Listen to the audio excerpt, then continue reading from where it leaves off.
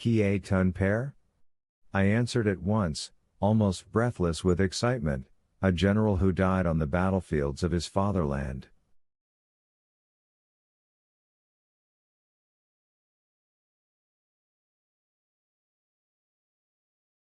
Le fils d'un boyard et d'un brave par-dessus le marché. J'aime les boyards. Mem 2, petty question mark plus to this quick question I replied as quickly, the Russian heart can discern a great man even in the enemy of his fatherland.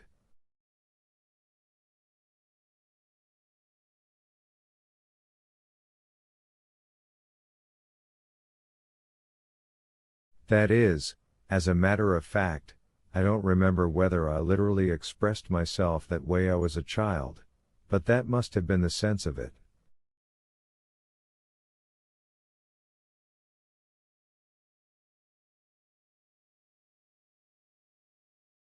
Napoleon was struck, he pondered and said to his suite, I like this boy's pride.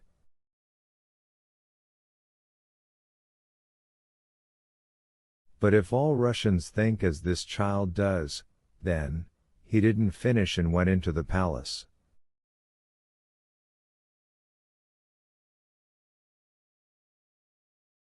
I at once mingled with his suite and ran after him. In the suite they already stepped back for me and looked on me as a favorite. But all that merely flashed by. I remember only that, on going into the first hall, the emperor suddenly stopped before the portrait of the Empress Catherine, looked at it thoughtfully for a long time, and finally said,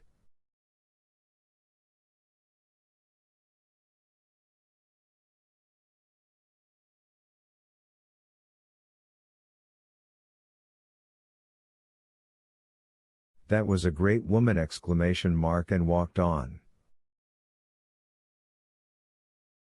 2 days later everybody already knew me in the palace and in the Kremlin and called me Le Petit Boyard.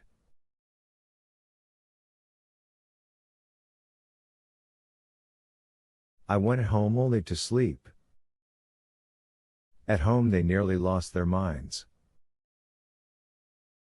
2 days after that Napoleon's chamber page, the Baron de Bazencourt, 15, died from the hardships of the campaign.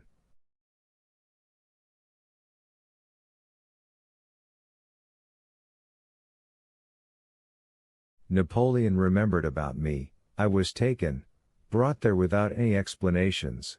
The uniform of the deceased, a boy of about 12, was tried on me, and when they brought me before the emperor in the uniform, and he nodded his head at me, they announced to me that I had been granted a favor and made His Majesty's chamber page.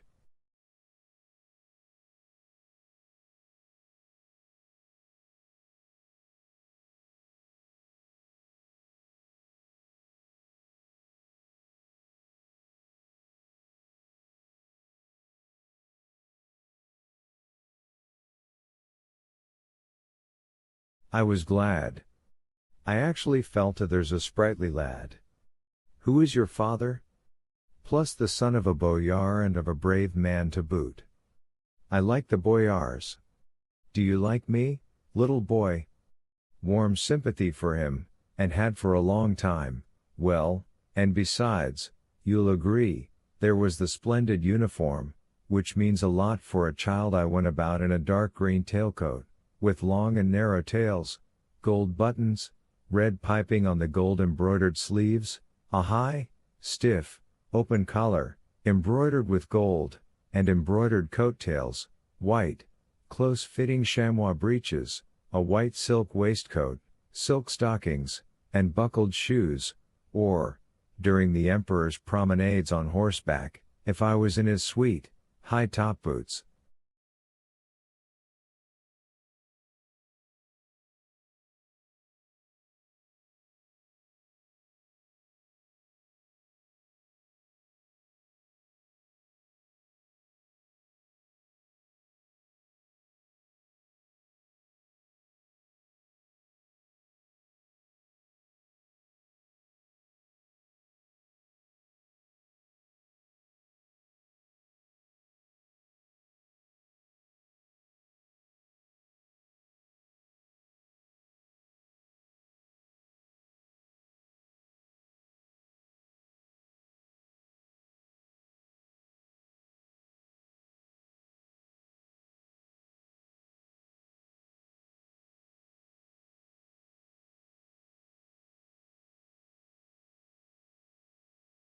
Though the situation was not brilliant, and there was already a presentiment of great calamities, etiquette was observed as far as possible, and the more punctually the stronger the presentiment of those calamities.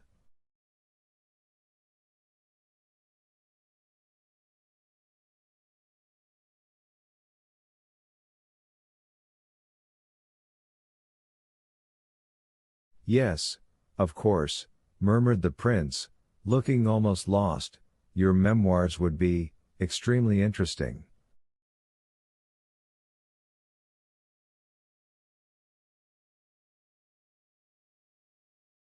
The general, of course, was repeating what he had told Lebedev the day before, and therefore repeating it very smoothly, but here again he mistrustfully glanced sidelong at the prince.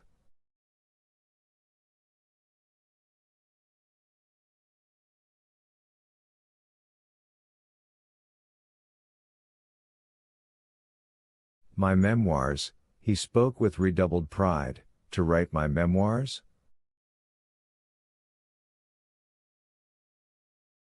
That doesn't tempt me, Prince. If you wish, my memoirs have already been written, but they are lying in my desk.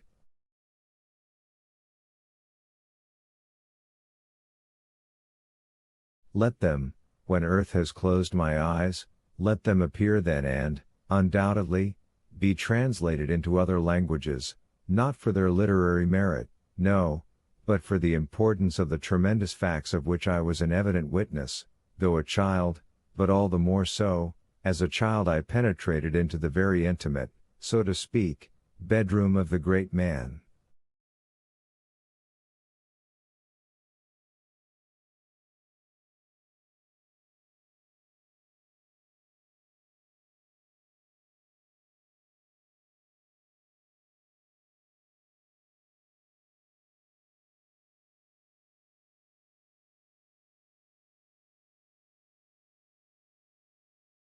At night I heard the groaning of this giant in misfortune. He could not be ashamed of groaning and weeping before a child, though I already understood that the cause of his suffering was the silence of the Emperor Alexander.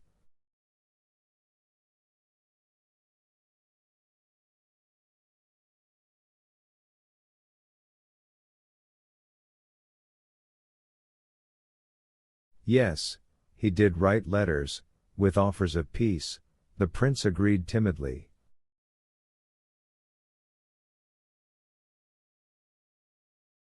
As a matter of fact, we do not know precisely with what offers he wrote, but he wrote every day, every hour, letter after letter.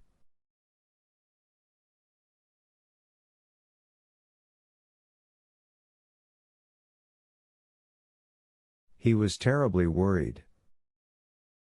Once, during the night, when we were alone, I rushed to him in tears.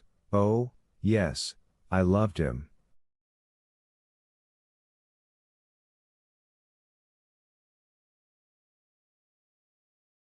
Ask forgiveness of the Emperor Alexander. I cried to him.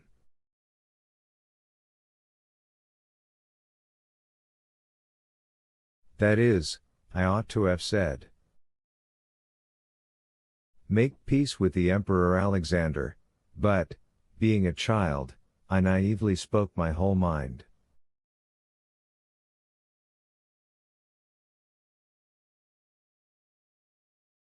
Oh, my little one. He answered, he was pacing up and down the room, oh, my little one. It was as if he didn't understand then that I was 10 years old, and he even liked talking with me.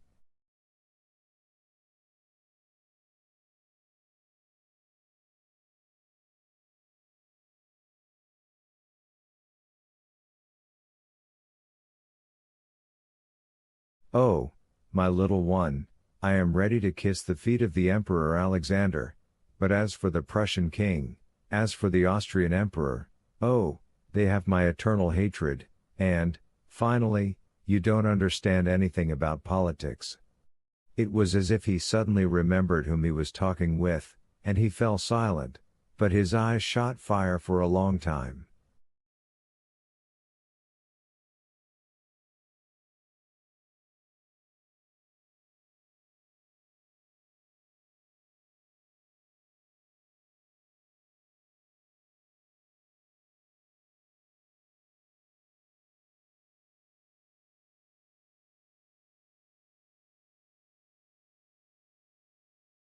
Well, if I were to describe all these facts, and I was witness to greater facts, if I were to publish them now, and all these critics, all these literary vanities, all these jealousies, parties, and, no, sir, I humbly thank you.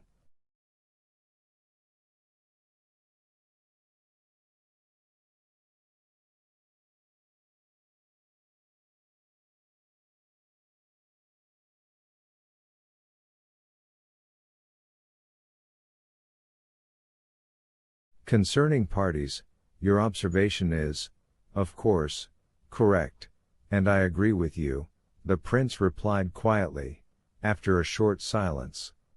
Quite recently I also read a book by Shiraz 16 about the Waterloo campaign.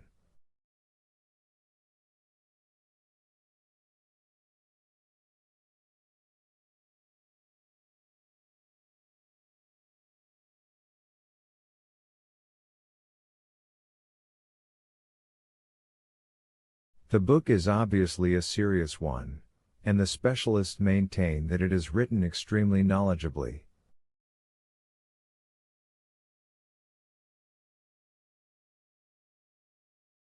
But a joy in Napoleon's humiliation shows through on every page, and if it were possible to dispute even any little sign of talent in Napoleon's other campaigns, it seems Shiraz would be extremely glad of it, and that is not a good thing in such a serious work, because it's a party spirit.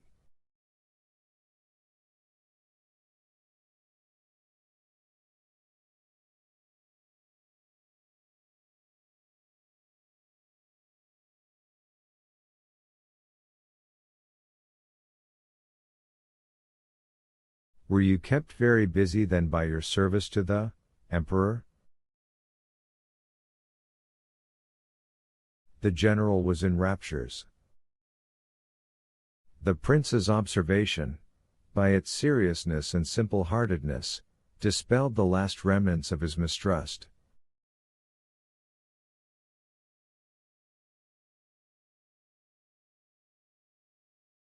Shiraz. Oh, I was indignant myself.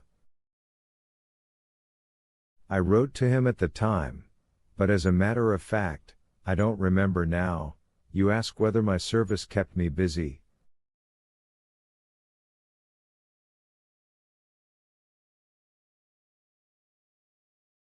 Oh, no. They called me a chamber page, but even then I did not regard it as serious.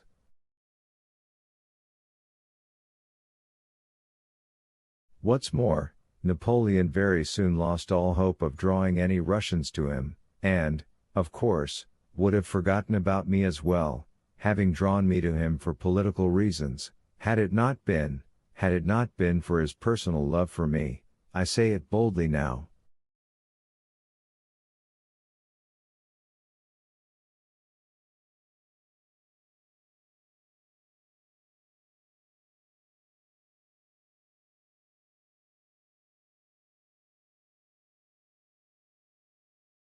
My heart also drew me to him. My service was not a required thing. I had to come to the palace occasionally and accompany the emperor during his promenades on horseback, and that's all.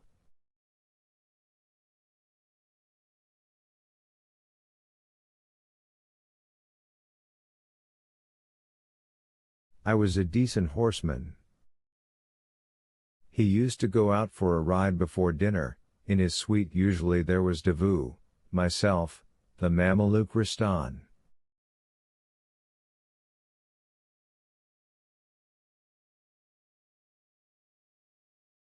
Constant.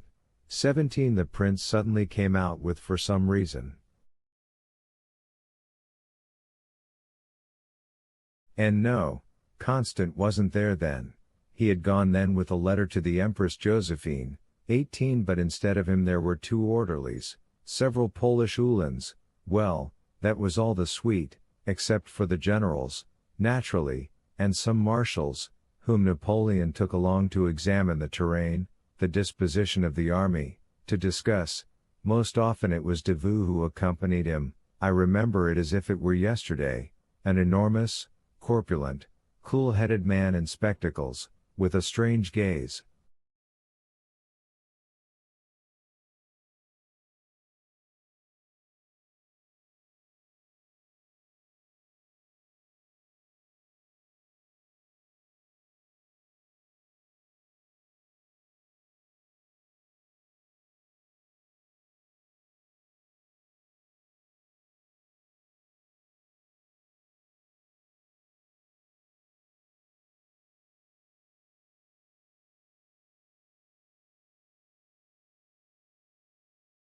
The emperor most often discussed things with him. He valued his thoughts. I remember them holding a special council for several days. Davout used to come in the morning and in the evening, and often they even argued. In the end, it seemed that Napoleon began to agree.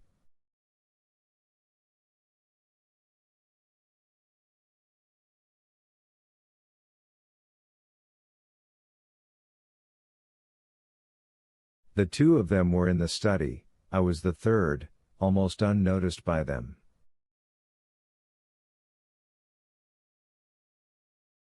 Suddenly Napoleon's gaze happens to fall on me, a strange thought flashes in his eyes.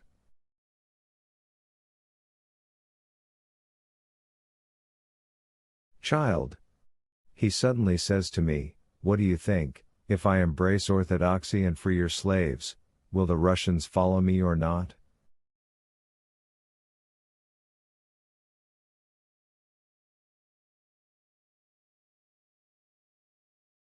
"Never," I cried in indignation.